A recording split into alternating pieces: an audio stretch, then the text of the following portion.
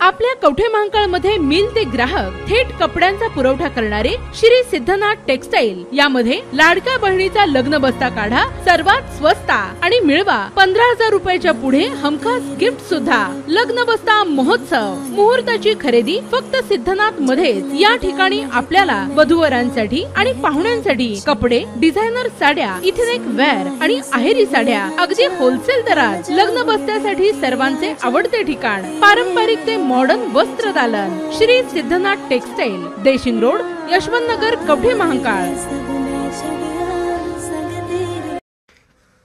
150 फूट खोल विहिरीत पडलेल्या तरुणाला सुरक्षित बाहेर काढले।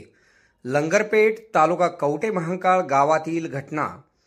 लंगरपेठ तालुका कवठे महांकाळ येथील मैसाळ योजनेच्या कालव्यात असणाऱ्या मोठ्या विहिरीमध्ये एक तरुण पडलेला होता। या तरुणाला सांगलीच्या स्पेशल रेस्क्यू फोर्सने 3 तासाच्या अथक प्रयत्नानंतर या तरुणाला व्यवस्थितरित्या विहिरीतून बाहेर काढण्यात यश मिळविले आहे।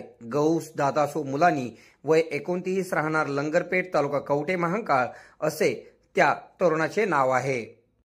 काल सोमवारी दिनांक 10 रोजी सायंकाळी 6 वाजण्याच्या सुमारास लंगरपेठ येथील तरुण गौस मुलानी हा मैसाळ योजनेच्या वाहत्या पाण्यात पडलेला होता।